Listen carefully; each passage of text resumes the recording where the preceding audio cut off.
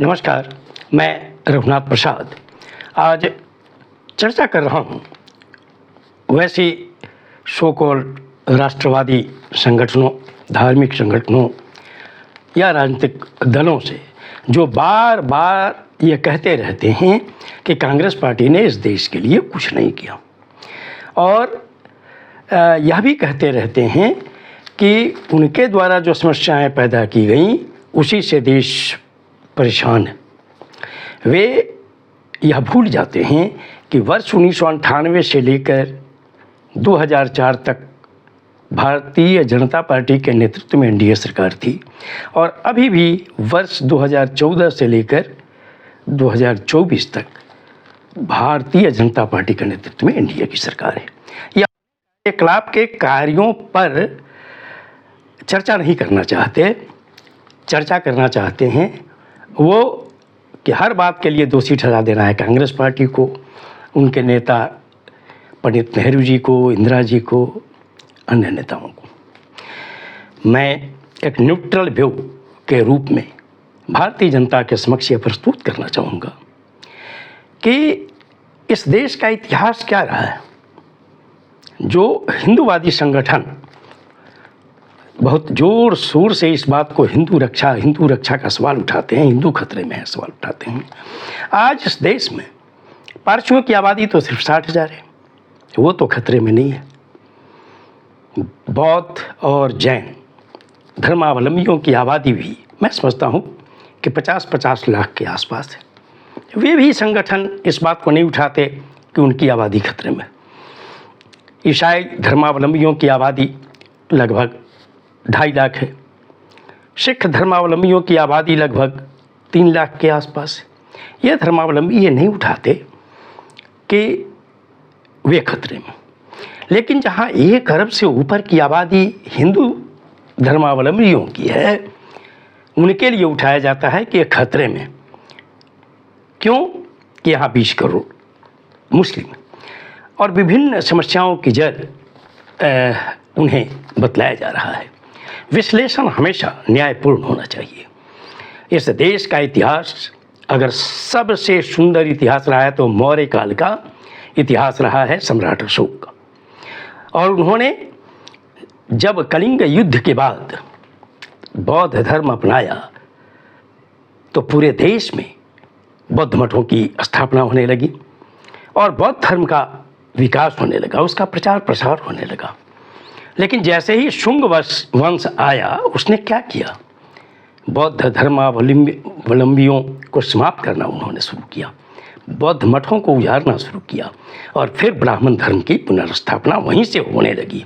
और उस ब्राह्मण धर्मावलंबियों ने क्या किया कि इस धर्म में जातिवाद की इतनी खतरनाक चीज़ डाली, चाहे वह मनुस्मृति हो या अन्य धर्म ग्रंथ जो वर्णाश्रम पर आधारित हैं, उसका समर्थन किसी भी हाल में सामाजिक न्याय के लोग नहीं कर सकते। क्या अधिकार था यहाँ के अनुसूचित जाति को, अनुसूचित जनजाति को, अत्यंत पिछड़े वर्गों को। मुसलमान तो यहाँ 700 ईस्वी के बाद आने लगे। अगर उनको पूरा बलपूर्वक ही सिर्फ धर्म परिवर्तन कराना होता तो आज हिंदुओं की आबादी 80% से ऊपर नहीं होती इस देश में।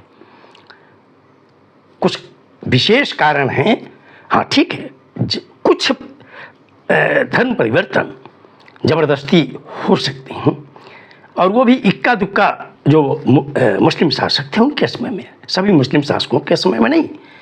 अकबर के समय में तो तानसेन जैसे व्यक्ति थे, टोडरमल जैसे व्यक्ति थे,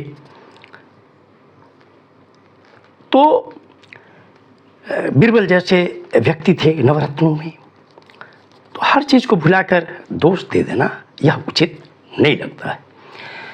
पहले हमें अपने इतिहास को यह देखना होगा कि जमींदारी व्यवस्था क्या थी, कौन जमींदार हुआ करते थे। हिंदू धर्म की जो सवर्ण जातियाँ जो काफ़ी मजबूत हुआ करती थी वो होती थी और वहाँ कमज़ोर वर्ग के लोगों को क्या अधिकार था, न पढ़ाई लिखाई का अधिकार था, न सत्ता में कोई भागीदारी थी। उसके ऊपर जो देसी रियासतें थी, आज बड़े बड़े जो राजघरानों से जुड़े हुए लोग चाहे वो किसी भी पॉलिटिकल पार्टी में हों, ज़रा वो अपने इतिहास को देखें कि उन्होंने चाहे वो मुस्लिम शासक रहे हों या अंग्रेज शासक रहे हों, उनकी क्या भूमिका रही है, कितनी भूमिका रही। अगर जो कुछ नाम जैसे पृथ्वीराज चौहान हूँ, महाराणा प्रताप हूँ, शिवाजी हूँ, ऐसे महापुरुषों को अगर छोड़ दिया जाए तो क्या इतिहास रहा है हिंदू राजाओं का। उन्हें भी अपने सिर्फ सुख सुविधा से मतलब था, गरीबों से टैक्स वसूलना, उन पर अत्याचार करना, यही तो था। और जब अंग्रेज आए, अंग्रेजों ने विकास के बहुत बड़े बड़े काम किए हैं इस देश में। कानून का राज उन्होंने ही स्थापित किया, विभिन्न तरह के कानून उन्होंने बनाए, school college medical college universities की स्थापना उन्होंने की। और उनका सबसे बड़ा योगदान था कि उन्होंने सभी को पढ़ने का अधिकार दिया। वहाँ पर कोई उच्च जाति हो या पिछड़ी जातियाँ हो, अत्यंत पिछड़ी जातियाँ हों, अनुसूचित जाति हो, जनजाति हो, सबको पढ़ने का अधिकार दिया। ये भी बहुत खटकता था हिंदुओं की सवर्ण जातियों को। और अब मैं आता हूँ कि अंग्रेज़ों से स्वतंत्रता प्राप्त करने का, उसके लिए किस संगठन ने क्या किया। अगर अखिल भारतीय राम राज्य परिषद को लें तो इसकी स्थापना तो देश की आज़ादी के बाद 1948 में हुई, स्वामी कृपात्री जी के द्वारा। उसके पहले इनकी क्या भूमिका थी।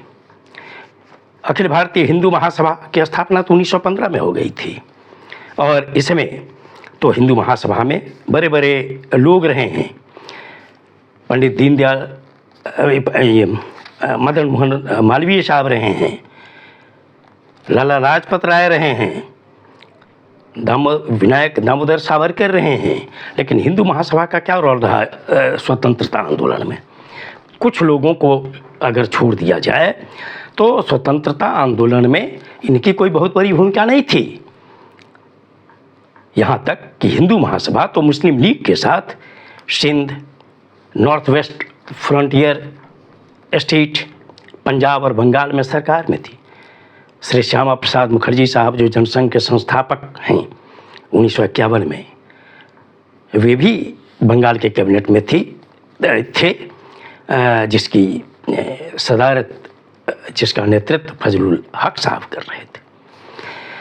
तो देश की आज़ादी में, उनकी सेकेंड वर्ल्ड वार में तो हिंदू महासभा ने समर्थन किया है ब्रिटिश सरकार का, और उसी समय ये विभिन्न 4 राज्यों में सरकारें बनी है हिंदू महासभा और मुस्लिम लीग की।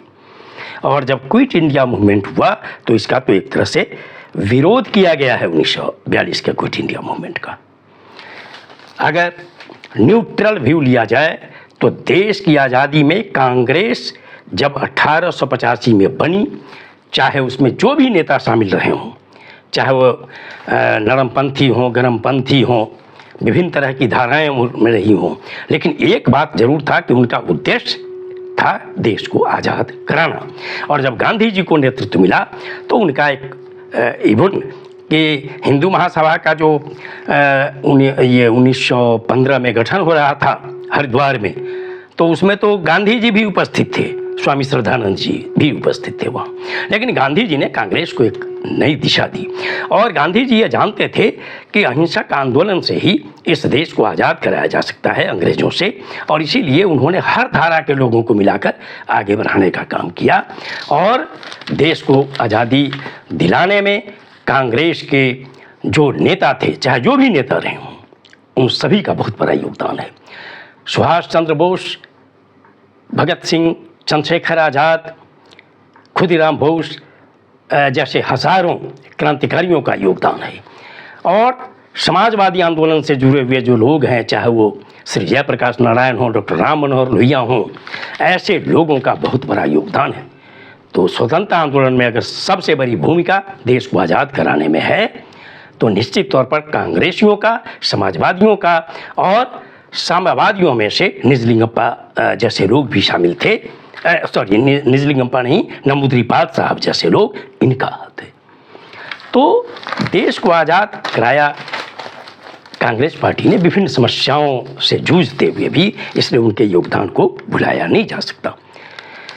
जो देसी रियासतें थीं उन्होंने तो सिर्फ टैक्स वसूलने के लिए समझौता कर लिया ब्रिटिश सरकार से, और जनता को कितनी सेवा देते थे वो पूरा देश जानता है। अनुसूचित जाति को, अनुसूचित जनजाति को उन्होंने क्या अधिकार दिया वो भी पूरा देश जानता है। पिछड़े वर्ग, अत्यंत पिछड़े वर्ग को उन्होंने क्या अधिकार दिया वो सारा देश जानता है। और जो 566 रियासतें थी उनकी क्या भूमिका रही है वो भी सारा देश जानता है। आज अगर कश्मीर की समस्या है तो जरा यह भी देखना होगा कि अगर कश्मीर रियासत ने देश की आज़ादी के समय 566 रियासतों में से जो कुछ रियासतें थीं, चाहे वो हैदराबाद हो, जूनागढ़ हो, भोपाल हो, त्रावणकोर हो, तो उसमें कश्मीर भी शामिल था। क्यों नहीं उस वक्त उन्होंने भारतीय संघ से समझौता किया, जिसका नेतृत्व पंडित नेहरू जी कर रहे थे, सरदार पटेल कर रहे थे। तो दोषी सिर्फ कांग्रेस पार्टी को इस तरह से नहीं ठहराया जा सकता। और देश की आज़ादी के बाद बहुत सीमित संसाधन में इस देश में जो सरकार बनी, पंचवर्षीय योजनाएं बनी, बड़े बड़े बांध बने, बड़े बड़े पुल पुलिया बने, बड़े बड़े कारखाने बने, रेल का विस्तार हुआ, सड़क परिवहन का विस्तार हुआ, डिफेंस को मजबूत करने की कोशिश हुई जब 62 में चीन ने हम पर हमला कर दिया। इसके अतिरिक्त ISRO की स्थापना हुई, IIT, एम्स, IIM जैसी विश्व स्तरीय संस्थाओं की परिकल्पना को साकार रूप दिया गया, बनाया गया। और बाद में आने वाली चाहे जो भी सरकारें हों, किसी भी पार्टी के नेतृत्व वाली सरकार हो, उन लोगों ने भी देश के लिए योगदान किया है। अब वर्तमान सरकार को यह जवाब देना चाहिए कि वर्ष 1998 से लेकर 2004 और 2014 से लेकर 2024 तक ही अपने जो आपने काम किए हैं उसके आधार पर आप वोट मांगिए। और हर बात के लिए 70 वर्ष में क्या हुआ, 50 वर्ष में क्या हुआ, उन्होंने क्या किया, आपने क्या किया, इस पर आप वोट मांगिए। और आज भारतीय जनता कुछ संदेह की दृष्टि से देखने लगी है कुछ केंद्रीय एजेंसियों को या संवैधानिक संस्थाओं को। वर्तमान सरकार का यह दायित्व बनता है कि उनकी क्रेडिबिलिटी को बहाल किया जाए और निष्पक्षता बहाल की जाए, ताकि देश की जनता में ये एक विश्वास जगे। वर्तमान सरकार को काम करना चाहिए शिक्षा के लिए, स्वास्थ्य के लिए, महंगाई कम करने के लिए, युवकों युवतियों को सरकारी नौकरी देने के लिए, शिक्षा की अच्छी से अच्छी व्यवस्था करने के लिए, न कि केवल सिर्फ विभाजनकारी अगर कोई बात होती है धार्मिक आधार पर, जातिगत आधार पर, इससे किसी का भला नहीं हो सकता है। और देश के लिए यह उचित है कि चुनाव सही मुद्दों पर लड़ जाए। ये वीडियो आपको अच्छा लगा हो तो निश्चित तौर पर लाइक करें, शेयर करें। अब तक मेरे चैनल को आपने सब्सक्राइब नहीं किया, सब्सक्राइब करें, बेल आइकन को टच करें, ताकि मेरे हर आने वाले वीडियो का नोटिफिकेशन आपको तुरंत मिल जाए। आप सभी लोगों के लिए शुभकामनाएं। धन्यवाद। जय हिंद।